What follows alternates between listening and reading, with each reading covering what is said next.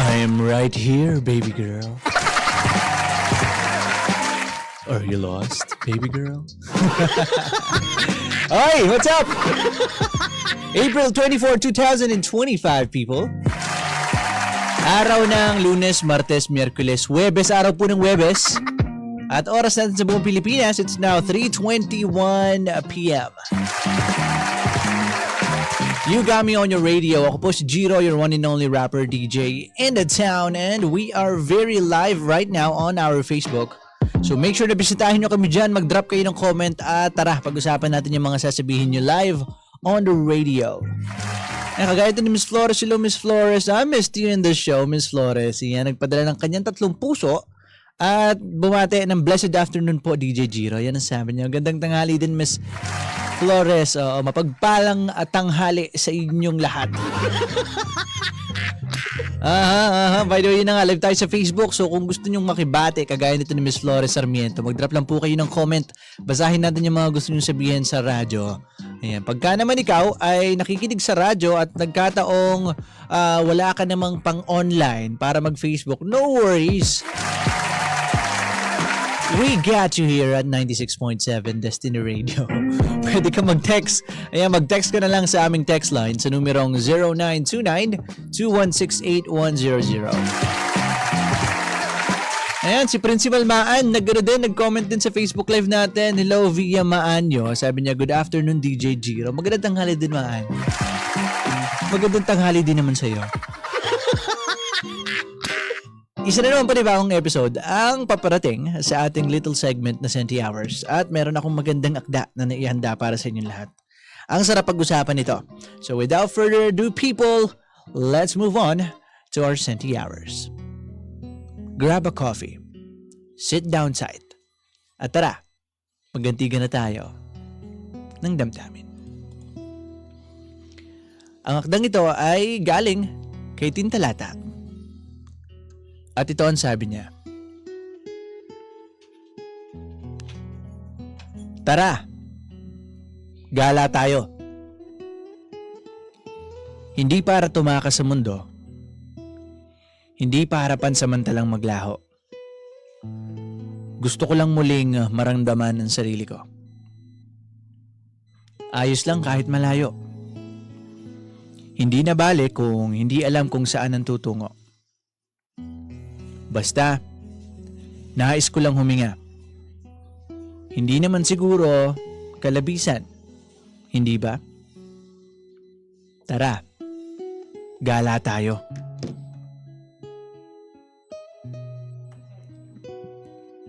Sa may bundok, sa may dagat, kahit saan basta dama ng puso. Hindi na ako takot maligaw. Dahil matagal na akong nawawala. Alam kong nakakapagod.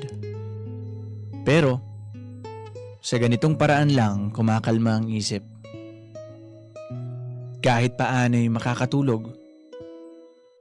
Maramdaman man lang ang sandali. Hindi muna malunod. Mabigat na naman ba? Tara. Gala tayo.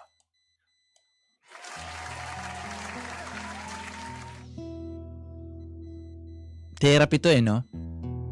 Therapy to ng marami. Yung paggala, pag-travel, pag-gimmick. Therapy siya ng marami. And it makes a lot of sense.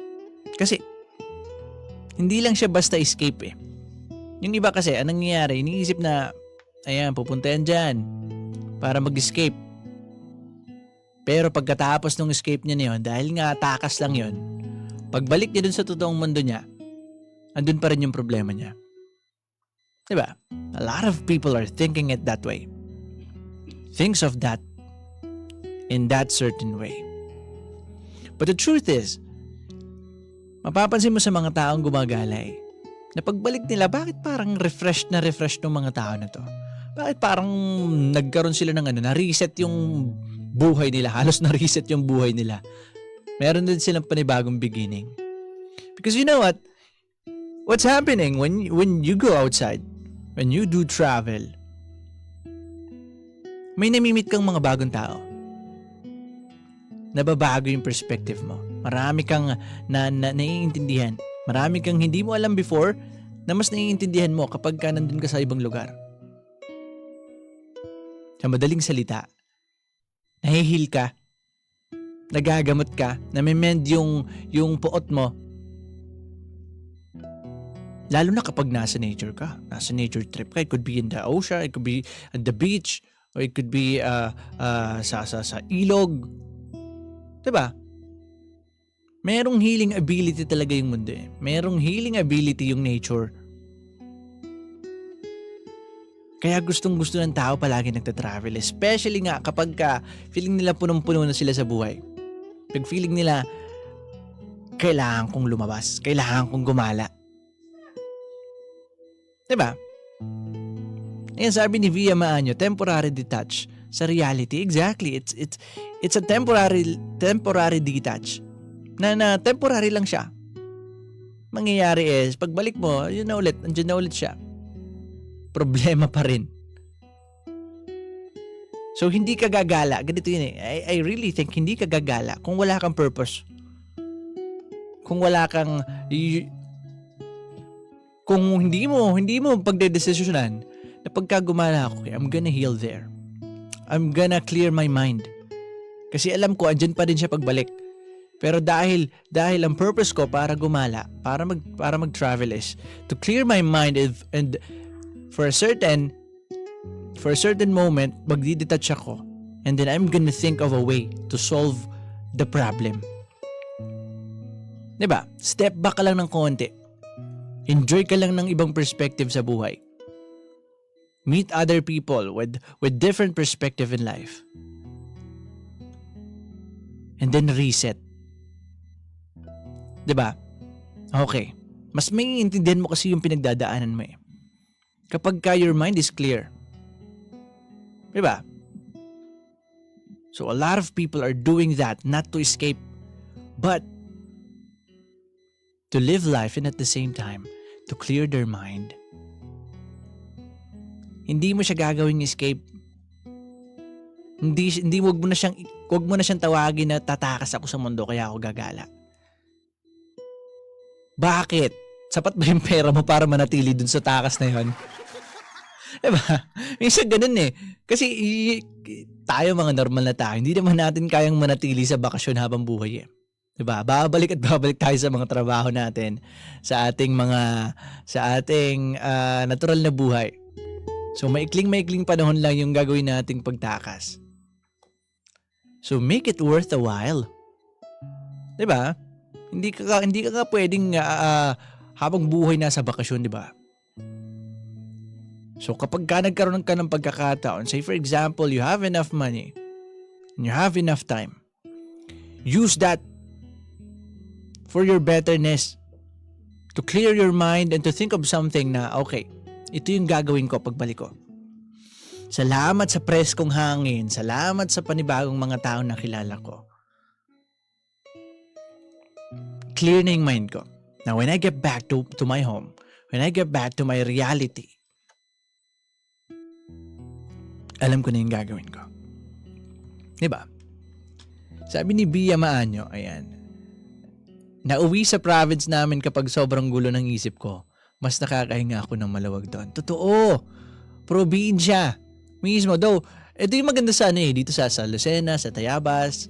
Ito yung maganda dito eh. We're actually in between city and province. Kasi diba probinsya pa naman talagang naituturing ang Lucena. Ayan, yung mga palipaligid dito sa Quezon. Quezon province nga eh.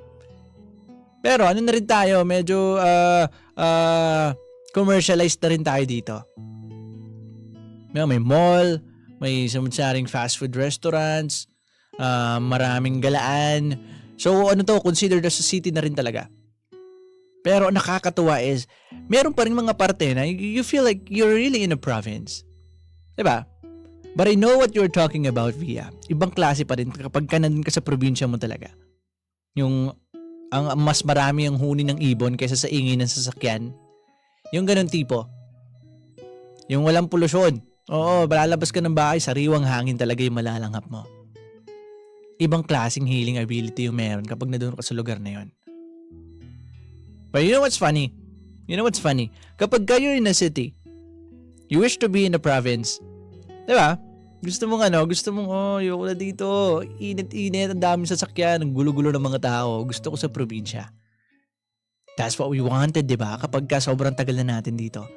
Pero yung iba naman, yung mga nasa probinsya naman, dahil nga yun araw-araw yung kanilang kinalakhan, gusto naman nilang mapunta sa city. Di ba? So it's just a matter of what you have been used to at kung ano pa yung gusto mong i-explore. And I think that's both fine. Again, kailangan mong magkaroon ng experiences. Kailangan mong magkaroon ng panibagong perspective. So you have to go outside of your comfort zone. But once again, if gala yung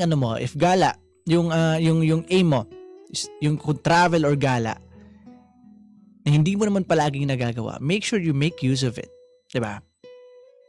Na dapat meron ka talagang purpose. Na kailangan papakinabangan mo siya. Especially if you're going through something. Kaya mo ginusto na gumala o mag-travel. But if yung gala mo naman is something like trip mo lang talaga, then okay. But once again, if you're going through something and nauwi ka sa resolve na kailangan ko mag-travel, make sure na may purpose ka for doing that. Kasi kung i-escape ka lang, kung tatakas ka lang sa problema mo, trust me, pagbalik mo nandyan pa rin yun. So make sure na kapag nakagala ka, na clear mo yung mind mo, you're gonna think of something on how to resolve your problem. Diba? 3:33 PM na po, oras natin yan sa buong kapuluan ng Pilipinas. Ako po si Jiro, your one and only rapper, TJ in the town. Maraming salamat sa pagtutok. Kita-kits ulit tayo bukas. Maraming salamat. Deuces! I'll leave you with a very good song, people. Eto, damhin nyo ito kantan to. Once again, this is Cup of Joe with the song Multo. Bye-bye.